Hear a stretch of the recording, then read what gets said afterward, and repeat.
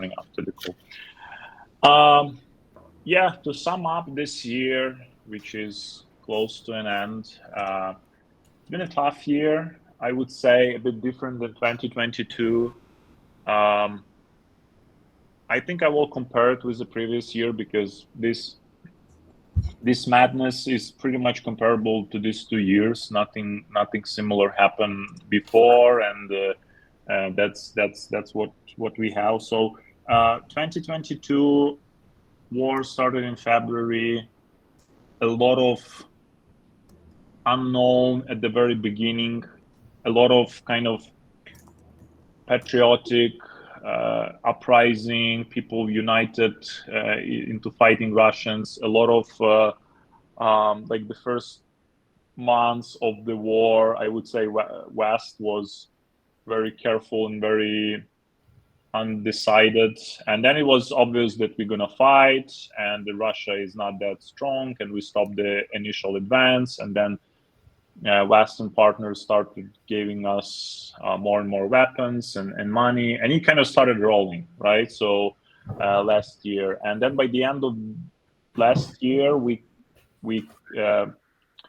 released and freed a lot of territories. So first in, I guess it was around April or May, we cleared all the Kiev region from Russia. So that was the priority number 1, to secure the capital. And then by the end of last year, we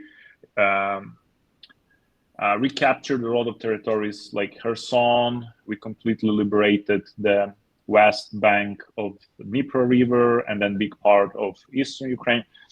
And so we started this year with a very positive dynamics, right? We had gains, we had military victories, and there was a lot of kind of euphoria, a lot of high expectations about this year, and there were more weapons delivered. There were like tanks, and there were more different kind of each kind of package was bigger and bigger. I mean, military package. So we kind of entered this year very optimistically that we will probably finish the war, but it didn't happen, right? So that's pretty much the main summary of this year, and why it feels so hard and painful right now is because there are a lot of high expectations at the beginning of the year.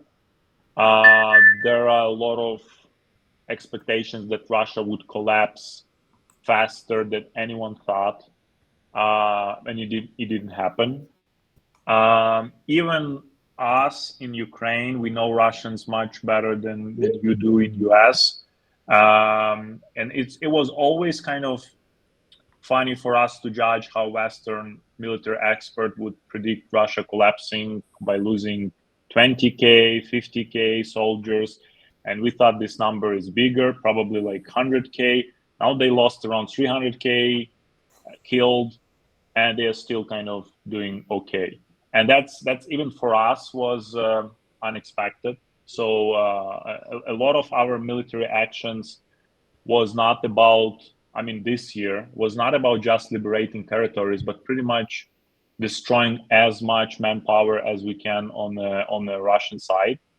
And the numbers is like is huge number of dead Russian soldiers, but it just doesn't feel like they care much, and that I would say is a big shift and a big kind of revelation even for us, because we kind of thought we know them better. We thought we were laughing at the numbers that NATO generals predicted that Russian army would collapse, and we would say, no, they need to lose more people. But even the losses they have right now is still, and they are still kind of capable of combat. Of course, they are not capable of doing complex stuff. They're not capable of capturing big territories. They're not capable of doing big victories on the battlefield. But they're still holding the line. They're still not letting us in. They mined lots of territories every couple of meters. is mined, and like the territory they control and the front line they mined. I don't know, like you can imagine pretty much like one state that's every couple of meters there is a tank mine. So I don't know, let's take New York State, and you can imagine every couple of meters is a landmine against the heavy equipment. And this type of defense is very hard to break. Most of our advance is done by foot during the night. Because you simply just cannot use any tanks, any heavy equipments. There are so many old but effective kind of mines, and if you don't have air superiority, if you don't have superiority in a sky, it's you kind of cannot just jump over that minefield. So that's kind of the big conclusion of this year, is that we overestimated our efforts. We overestimated the amount of help we could get. And we got a lot of commitment from the Western partners, but most of the commitments from this year haven't arrived yet. And that's also a big problem. So Russia is shooting around like 10 to 20,000 artillery shells per day. And we are shooting around like 2,000 to 3,000 artillery shells per day, and now less because we were expecting to get more from partners, but they just, US doesn't have that many shells and Europe doesn't have that many shells, and that's the problem, because your army is prepared to fight with a combined war using jets and ships and all types of equipment. And we're pretty much limited to the land war because Russia is very strong in the air, and we cannot, like, we have air, we have jets, but not many, and we cannot use air effectively. And that's why we use mainly a lot of artillery, and the world is not prepared to have that many kind of weapons that's needed for this war. So we overestimated our capabilities. We overestimated partners' supply and logistics capabilities. No one thought about war in the Middle East, and it turned out to be a big thing for us, even though the war there is much different, much smaller, much localized than we have. But still, Israel is a bigger ally to US, and there is a big amount of weapons that, even if not sent to Israel, but was not that rapidly released to us, just in case Israel may have war from other directions of neighboring countries in the Middle East. So they also affected this kind of weapon supply. And another factor that I mentioned, we all underestimated the level of resiliency of Russia as a nation. There was too much illusion about Russia as a democratic state, and people in a democratic state are not going to die in hundreds of thousands of people in a stupid war. But the Russians that we met, you met, I guess you met some Russians, that probably like 1% of Russians that may be educated, that travel the world, that live in the big cities. But Russia is like 150 million people, and most of the Russians, they live pretty much quality of life as somewhere in Central Africa. And those type of Russians you don't normally meet, you don't normally know, and turns out they are pretty easy to send to war like that, and their families are happy they can have a bag of potato as a thank you from the government for their man. And that's kind of also very unusual, especially here for Europeans, because we see Russians everywhere. They're in culture, they're in the sport, they're in the travel resorts. You can meet Russians, and that's type of everyone is laughing at them. They are drinking a lot. They are very loudy, especially if it's some travel resort. But turns out that still the minority of the kind of best Russians there are. They are more or less educated. They have job to travel abroad, and they have some money. But the big part of the population is very poor. It's very depressed. Like big part of the population, they have toilets outside. Like it would be 100 years ago, and they don't have like running water.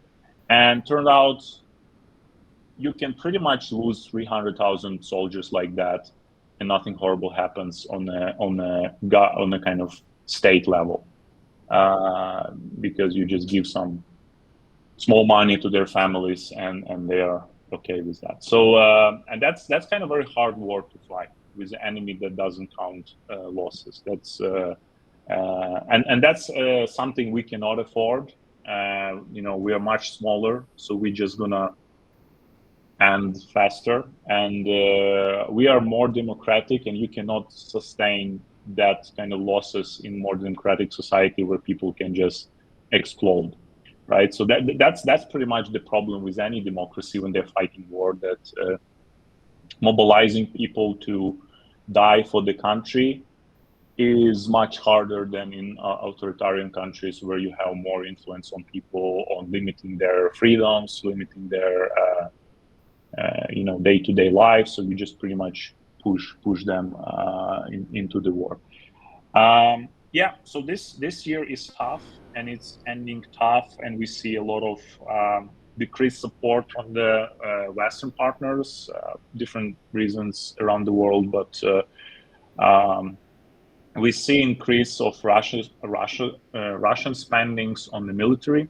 For next year budget, they pretty much doubled what they spent this year, and they are opening new factories, they are printing new drones and making new rockets, and so they're not stopping. They're not preparing for the ceasefire. They're not preparing for rebuilding occupied territories. They are preparing for bigger war, and also the big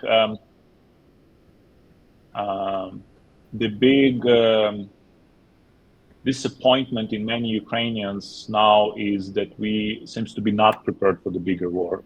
We have a lot of help from West. We haven't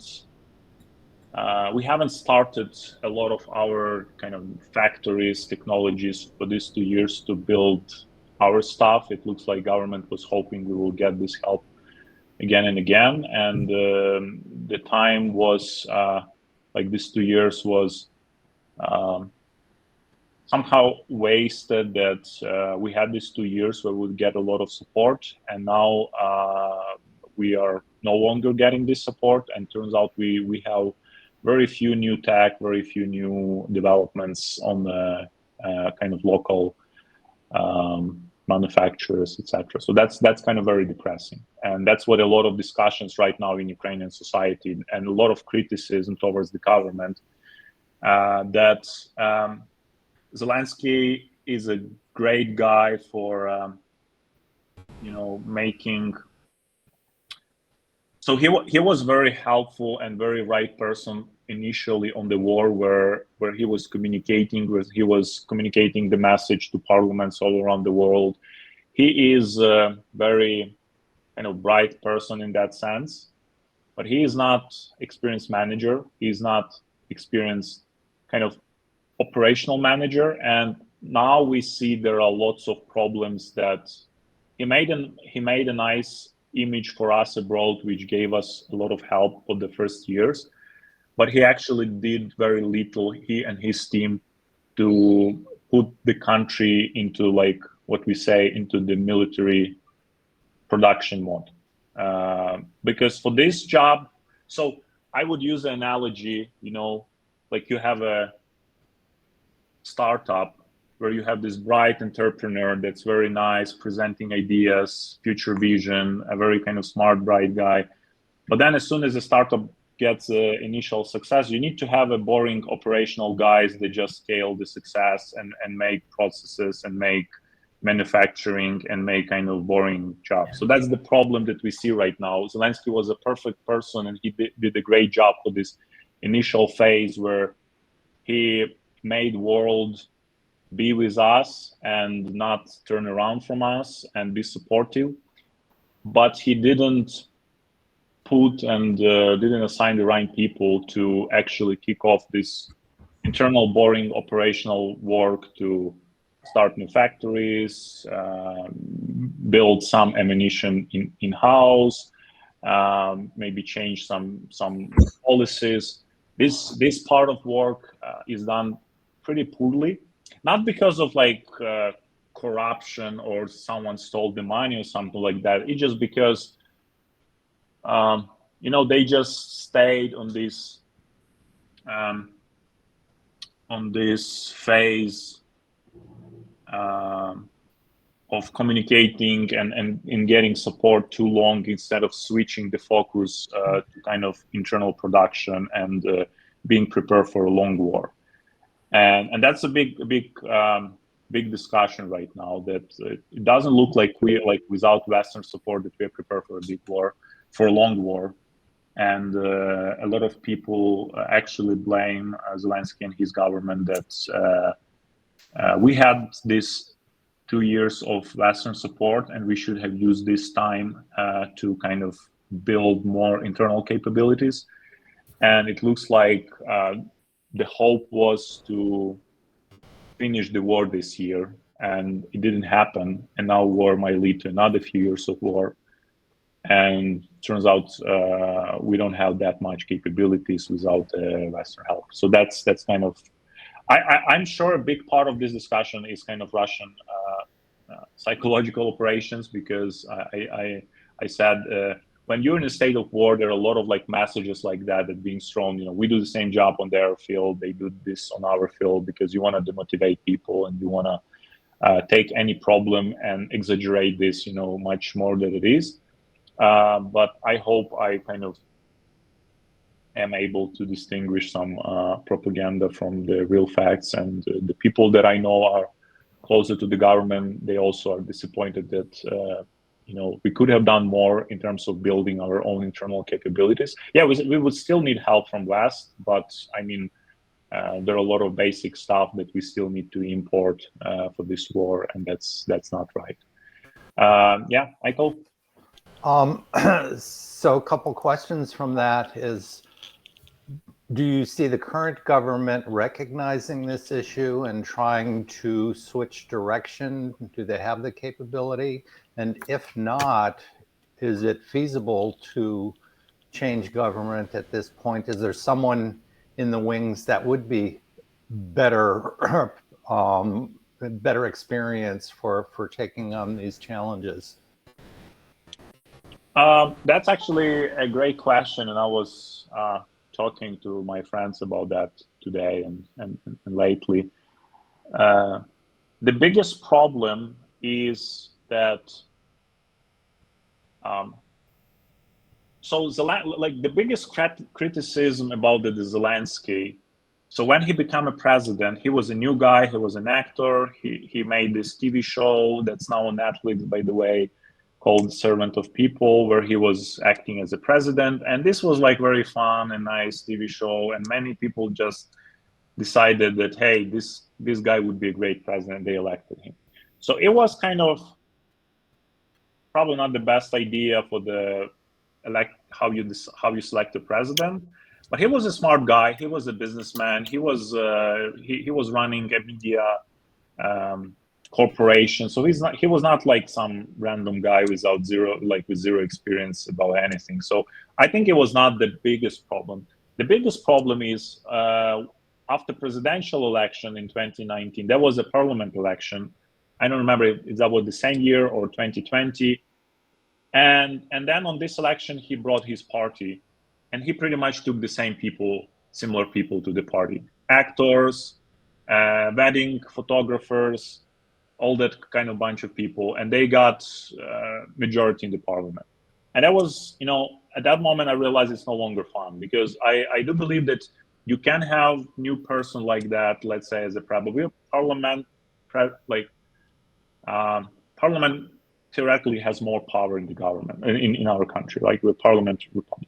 So when he brought a lot of these people and people voted for them, for this kind of wedding photographers and TV hosts and whatever, because it was still fun. It was just a few months after president election, and Zelensky is such a nice guy. He won this election. There was a lot of euphoria. Pretty much what you saw with the Trump winning, where Trump was positioning himself as a new guy comparing to this kind of old elites that's always winning, and people get excited. Yeah, now it's going to change. Well, Zelensky was actually a new guy, right? He was like, I wouldn't say Trump is a new guy. He's still a billionaire. He has a lot of kind of friends in that circle. But Zelensky was like more a new guy. So I mean, the whole idea was not bad if he can bring the right people in the parliament. But he brought instead of professionals, he brought loyalists. So that's his bigger problem, and that's the biggest criticism he get. That instead of for each position, even for parliament members, deciding for the best professionals, he was deciding for most loyal people, those who act more loyal.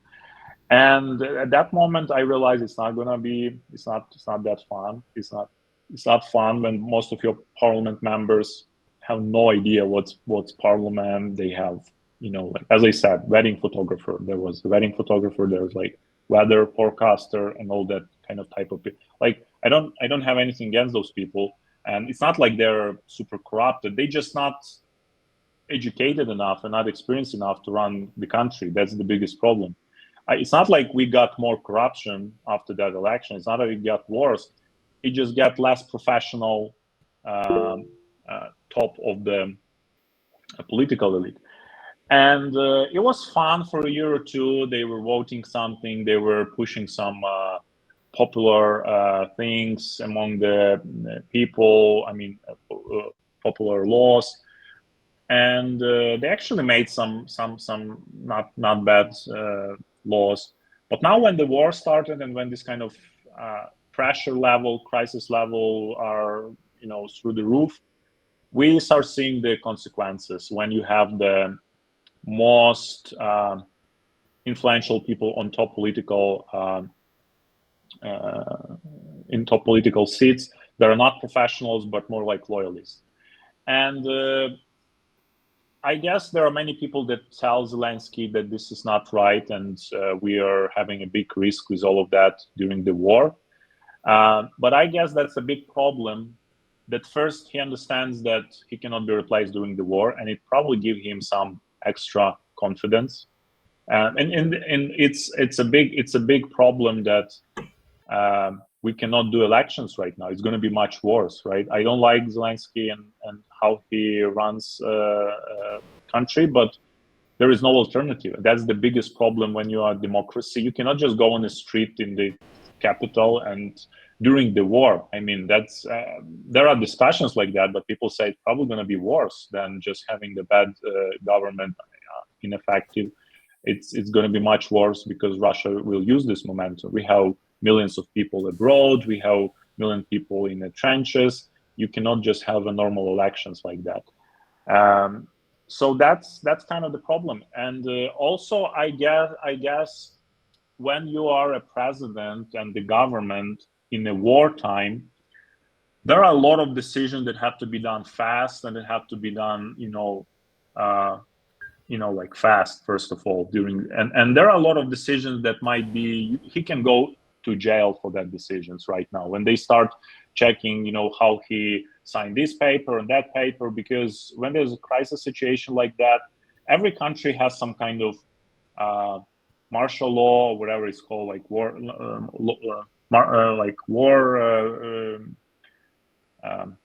kind of law that makes country in the war. Every country has this, but you pretty much execute it maybe once in 100 years. So these laws are not perfect. There are lots of holes in these laws. There are lots of inconsistency with mobilization, with conscription, with kind of taking some private equity into the government. And I believe when you're a president or a top government politician in this situation, you kind of understand that you easily might go to jail with the next president. Not because you stole something, not because you're a bad guy, but because pretty much there are just, you cannot do everything absolutely correctly with the first months of war where you need to make decisions very, very fast. So I believe that's also something that pushes him to the idea that probably I should stick longer as a president. And because I actually might go to jail for some kind of decisions, for some appointments, for some rush decisions, for some signature as a president without analyzing that too much. Because during the first months of the war, you cannot just do everything perfectly correctly, right? So that's I guess that puts like extra pressure on him and his team, and it leads to complication that we cannot have elections right now because everyone agrees it's going to be much worse with Russia, at our door. And second, we have a president and his government that's actually very happy about the situation and about the situation to kind of not have any change of power because they realize they might go to jail for some actions. So that's kind of very, very complicated. No one knows how to resolve it yet. I don't know. It's very it's a con of being a kind of democracy that in this type of situation you cannot have an election and you see the president is not fully capable for this reality. And yeah, that's a bit of dilemma. That's what put me in stress the most because it doesn't sound like there is a solution. I hope there might be some kind of external influence that maybe partners will say, okay, you need to reform that or you need to do that, and then we give you money or give you another package or whatever. Maybe it can influence somehow because we're still very dependent on external help. But that's a very tough situation. That's a very tough situation, a kind of internal situation in the country right now. That we have this bottleneck, this Zugzwang, that doesn't look like we have a solution. Yeah. You've also mentioned conscription a couple of times. What's the current situation for yourself and folks in your company? It's kind of in progress. The government needs to conscript 500,000 people more in 2024, and that's a lot of people. And as you can imagine, right now there are not that many volunteers to go themselves as it was at the beginning of the war, right? So it's kind of tough. It's active. Many people try to figure out ways to avoid that, but it looks like it's just getting harder and harder to avoid. So you either leave the country somehow, or you pretty much accept the risk that any time in the future you can just be conscripted and sent to the army. Yeah, so they are making new laws. They are making it tougher and tougher. They are making changes to the laws that kind of push people to be. So right now they have to come to your house and hand you over the conscription note, or catch you on the street, give you a conscription note. Now they want to change the law that you have to go get let's say you want to buy a car or a house, or you want to sell a car, you have to have updated document from the enlisting center. So you have to go there a couple of months to be able to do any activity. We have a joke like, then it's going to be, you want to ride a bus, you need to have a kind of valid conscription papers, right? So pretty much you need to go to enlisting center and update your information from time to time. So yeah, it's getting more and more tough, and I guess for me personally, it's very strong dilemma, because you have your personal your personal interest, your family interest is kind of stay alive and avoid that. But then you have the kind of national interest is to go and die for your country. And these two interests are pretty much contradict each other, right?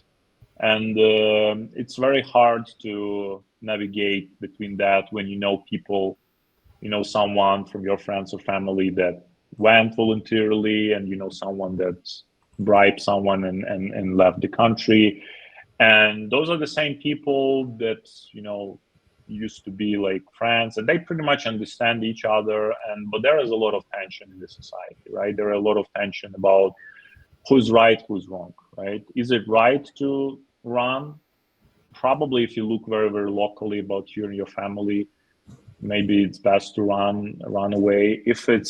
But if everyone runs, there will be no country. And if everyone runs, there will be only countries like Russia around the world, and no one will fight them, right? So probably not everyone should run, but everyone wants to be victorious, but no one wants to go and die in the front lines, and that's like very, very big challenge. And I would say it's especially harder when you have more or less democratic society, because people get used to certain freedoms.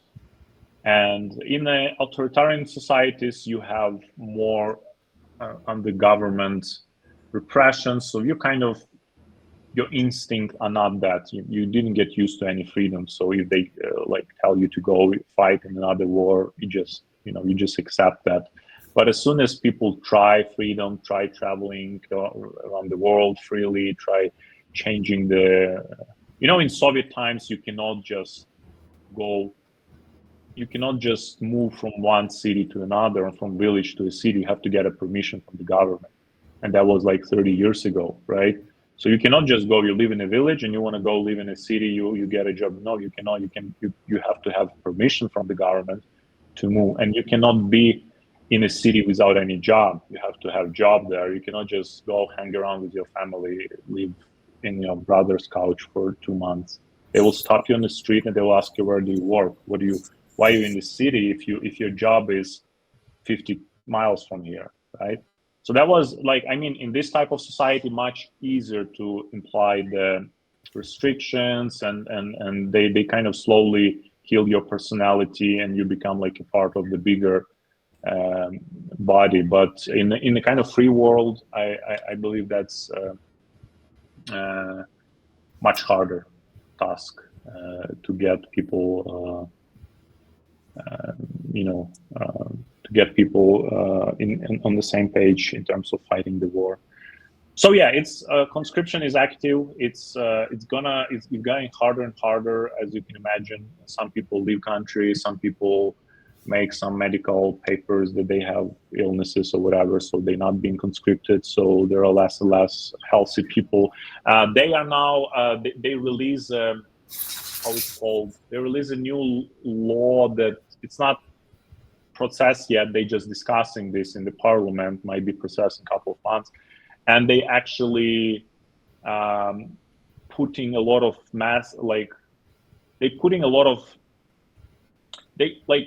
before any conscription would only be associated with men. Now they adding clauses like pregnancy is the exam for conscription, and so they are preparing probably to maybe adding female conscription in the future. It might be a case. It's right now only medical workers, even women, they've been conscripted. So if you are a medical worker, if you're a medical student, if you finished medical university, even if you are woman, you are being conscripted the same way as men are, but you are serving in the medical units, but you still pretty much operate in the very front lines, some of them. So right now it's just medics, but it looks like they're kind of might be preparing a ground for future female conscription, which pretty much I think it makes some sense, because there are lots of job in army that's not on the battlefield, not in the front line. There's a lot of work in the offices, in paperwork, in some logistics. In army, that's a huge logistics. You can imagine army is like 1 million people.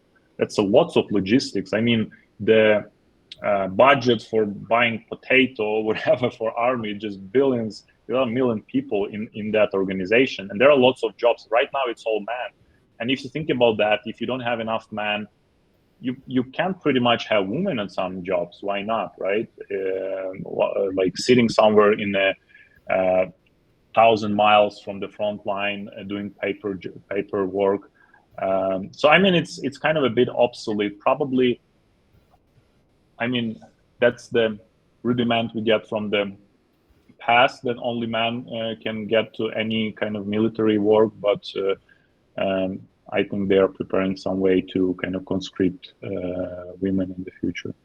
So it might be a reality. Okay.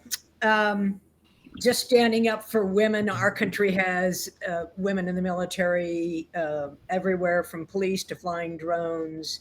So we agree with you, Ivan. Women could be an essential.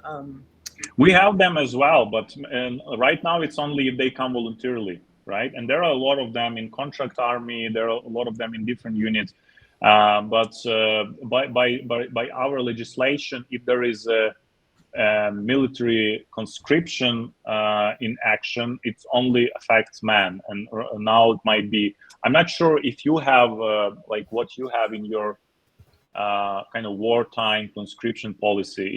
Does it have like women? But yeah, we also have women right now, but those are they came there voluntarily. Many of them went with their man or alone, and lots of medics, but not only. There are women in fighting units. There is one woman that passed. We have this kind of, like you have Navy SEALs, we have some unit like that, and there is the first woman that passed all the physical tests, and the only woman in that unit that's kind of pretty much passed this threshold for the physical test for these special forces. So yeah. Okay, so my question, but before my question is, I thought your 3 explanations of why the war is where it is today is interesting. I want to talk about the civilian population, but first, on behalf of the United States, our Congress has been blackmailing the government disbursement of money for you all for your war. It's unfortunate that our Congress is so dysfunctional. And I'm a little surprised, and maybe you can speak about the economic sanctions that globally have been placed against Russia. Our news is saying it's helped Russia more than hurt them. So I don't know your impression. I think that's a pure propaganda that it helped. So yeah, regarding the sanctions, it definitely hurts them. Probably it's not that easy to shut down a country like Russia. It's not North Korea, right? It exports a lot of vital stuff, and they have neighbors like China and India that pretty much open to this shady trading, and they have this fleet of ships that still export some oil, and China and India buys that. So as soon as you have friends like China and India, it's kind of easier to bypass. So they are bypassing a lot of sanctions, but it's not helping them. They are spending a lot of extra margins on these extra activities. I think the big like how you should look on sanctions is that this war is pretty much as much economic as military aspect, because the more money you have, the more weapons you can buy, the more stuff the more production you can do internally. So if we wanna if West wants to help us win the war, they have to make conditions that we get more resources than Russia, right? In this case, you either have to give us a lot, like hundreds of billions of dollars, or you give us, like $100 billion, but you also reduce the money from Russia, right? So that's how it works. That's why they do sanctions. Because otherwise, if you don't do sanctions in Russia, you would have to give us 10 times more to gain the same result, because Russia would still have a lot of money. So you pretty much, you give us money and you try to reduce their money flow. And the more successful sanctions are on Russia and the less money they get in their budget, it means that you can spend less on us and gain more, right? Because our advantage would be comparing to their budgets. I think the biggest problem with Russia is that it's a huge exporter of oil and gas, and world is just not right. Like this war happened to be the same timeline that the economic crisis. I guess crisis started in 2021. It became obvious in 2022, and Western governments are not ready to sanction Russia more aggressively and raise your gas prices by double, right? it's just not gonna work for the Western governments. And oil and gas is the main export for Russia, that they get main money, and so there are some sanctions, but I think the West is just politically not ready to sacrifice with their kind of inflation of the gas prices, and that's why they just cannot block Russia completely. So, but I don't agree that it's helping them. It's just complete propaganda. You cannot, like in any economic situation, if you get extra, extra barrier, extra problem, yeah, you can bypass that, but you will spend extra money. Like it's like us doing business during the war. Can we do the business? Yeah, we do the business. Are we doing okay? Yeah, we do okay. But we spend more. Like we have to have business continuity plan. We have to have a plan what we do if we lose electricity, what we do if we lose internet. We have to buy generators. We have to buy power banks. So operationally, you look at us at the business and we are functional. But if you look on our financials, we spend a lot of efforts on managing these risks and issues than we would do before. And it just reduces our margins, right? It's not coming from the air. We have to buy Starlinks. We have to have backup plans if our people get conscripted. The same with Russia as a country. Yeah, they can bypass a lot of that stuff, but they're still losing margins on that. It's not going into their benefits. Okay, my question is, because I'm concerned, as you know, about the civilian population over the last 12 months. Have conditions or situations with food or schools or emotional situations, because it had to be emotionally tough to go through another whole year and then looking at the winter. But what's happening in the world of the civilian population in the last year? I cannot say there is something significant change. So we have pretty good control over the territories we control.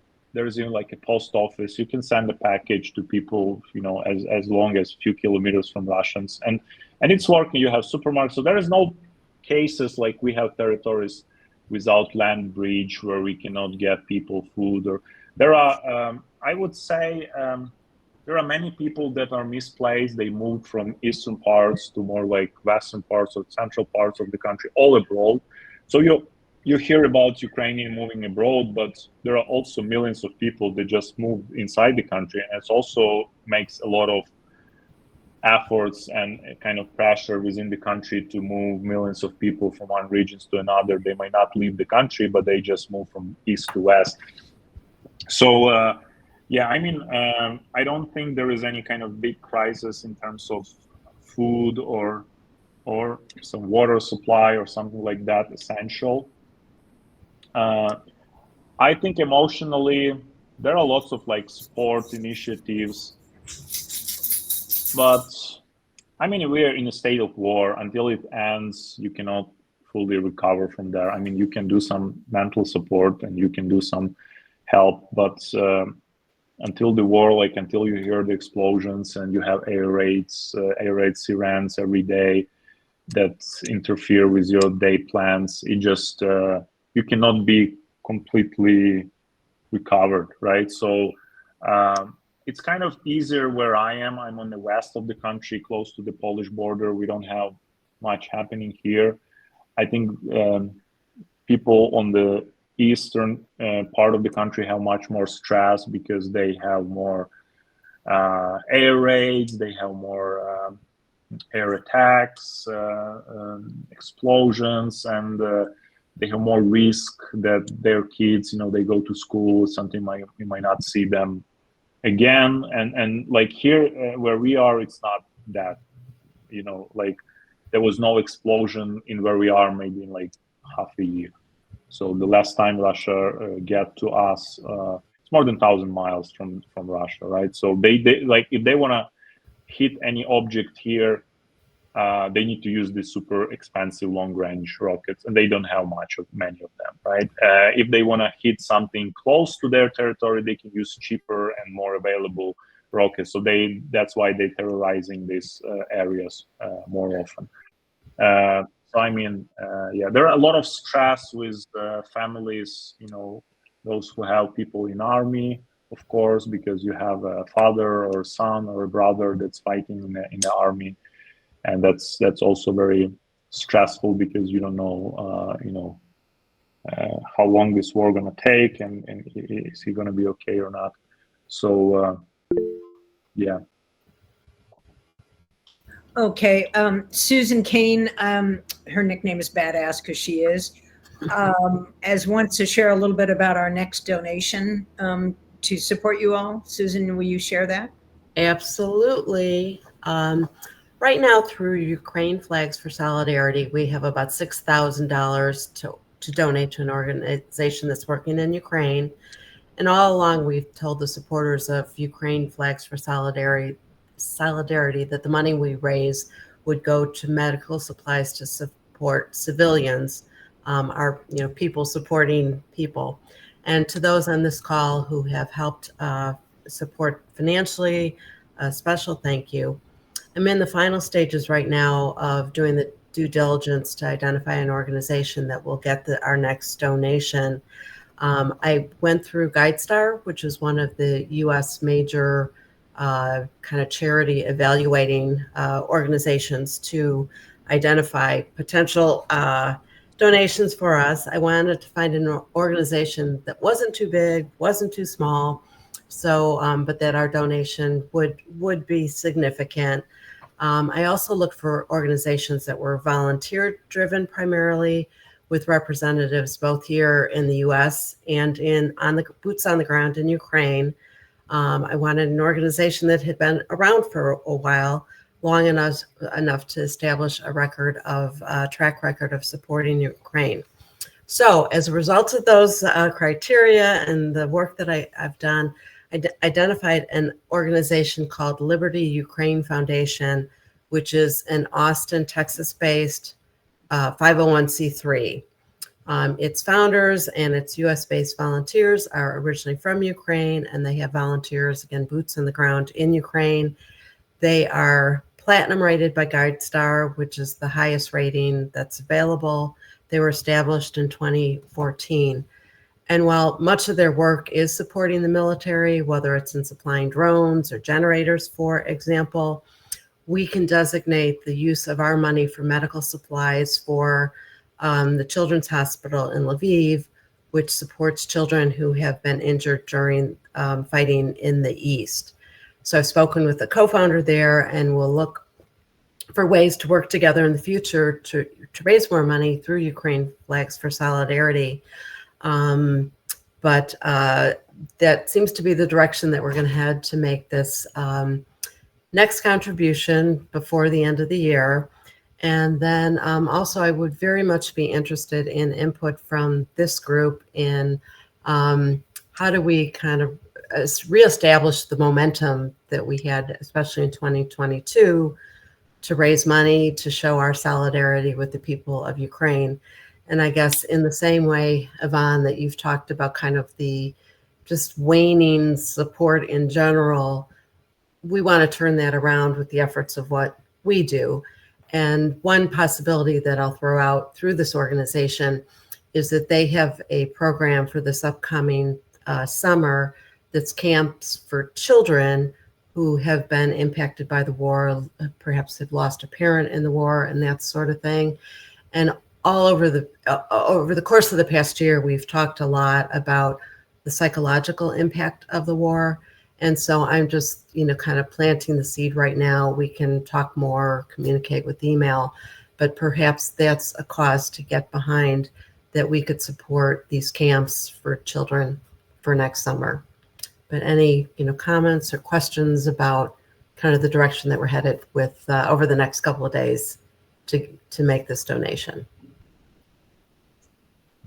I'm just going to jump in and say I think that's a great idea. It kind of puts a face on the idea of donation and where it's going to. because when you just think about it's going to Ukraine, it's just such, what does that mean? It's a huge need, and trying to focus it. I do think, yes, that will give us something to promote and talk about more directly. Mm-hmm. Thank you for that, Michael. Princess? Susan, do you think perhaps that organization has a U.S. mailing list that they could send a blurb out about flags? And because I think we can mobilize our sewers pretty quickly, and we have fabric now. Mm-hmm. Two things that I specifically have talked with them about. One is with their social media on Facebook. They certainly would promote our donation and Ukraine Flags for Solidarity. The other thing that is potentially even more impactful is that they have a email campaign that they typically are sending emails out twice a month, going to about 15,000 people. And while again their projects are more broad-reaching, certainly they would include promotion of Ukraine Flags for Solidarity periodically. We're not going to be in every email that they send out, but they would include us. That was good. Yvonne, do you have a thank you, Susan? We raised $25,000 the first year and donated that to all of it to Nova Ukraine. Now we're kind of shifting charities and trying to support. So we raised $6,000 this year. And the question, Yvonne, just we will not stop raising money. I mean, that is what we do. And we want to sew flags, and we make that offer to both Nova Ukraine and now to Liberty Ukraine. Do you, just to give everybody where the money is and how it's going, and we just want to get it into Ukraine. Yvonne, do you have any final words? Like, what's next? I want to thank you guys. I think that's amazing that you continue raising funds, and I never heard of that organization, but I've just checked their social media and their website. They seem to be legit, and I think that's right for when you're doing this type of donations. It's very important to pick up the size of the organization correctly. I guess Nova Ukraine, they deal probably with the bigger donations, and for you to kind of be effective with them and be kind of efficient with them might not be the best alignment, right? So these guys with Liberty, they seem to be a bit smaller, and they might be a bit more kind of oriented towards responding to some questions or So I thank you for your help. The medical supplies and medical help is important, both for military and for civilians. There are lots of civilian injured people around the country, especially near the front lines. They have more and more bombardment there. They have more and more casualties. And as you can imagine, closer to the front line, all the hospitals, they're packed with soldiers as well. So their military kind of throughput is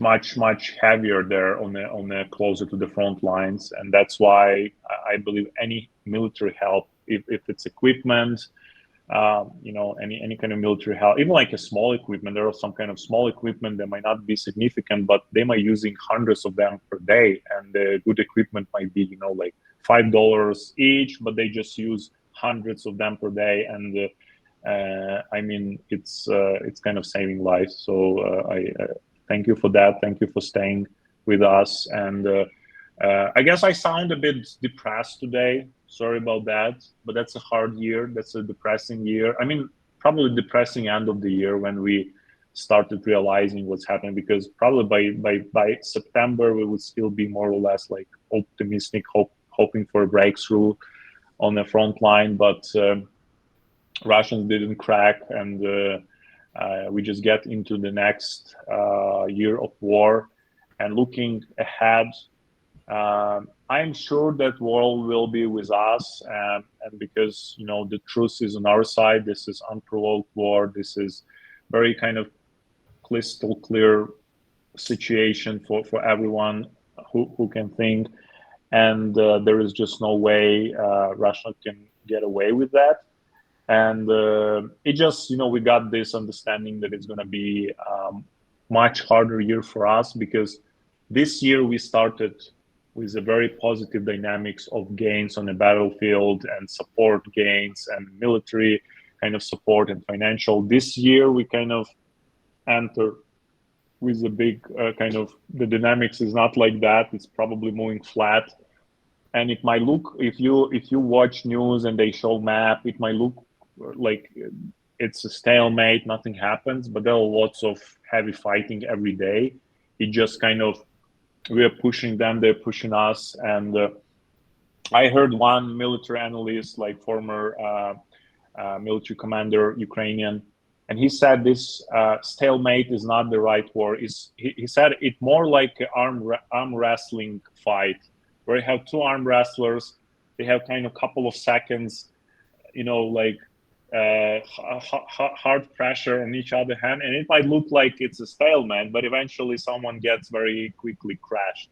And he said we probably entering this phase of the war where either side can get crashed like that, right? And we want to do everything we can so that it's not us being crashed, but it's not like stalemate where no one is doing nothing and we just kind of having like a lot of pressure from both sides, and not just on the military battlefield, but on economical and on like social, and we just need to over suffer them, and which is not easy task. And so thank you for your support, thank you for being with us.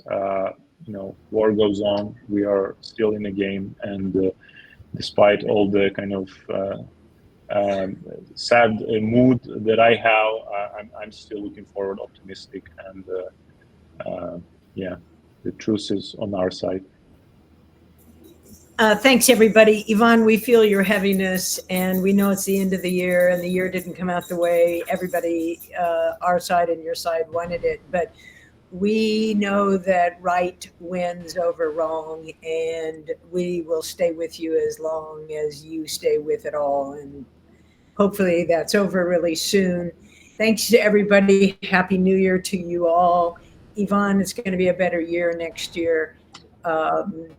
And we didn't get very many smiles, but hopefully in the January meeting, we're going to see an upbeat, more upbeat, and the United States gets behind you. So good job, everybody. Yeah.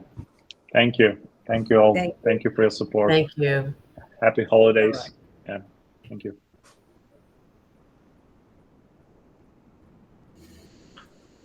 Okay, Fred. I'm going to call you back.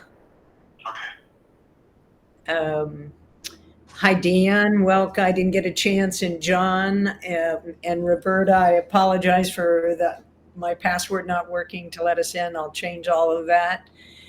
I just thought he was really sad today.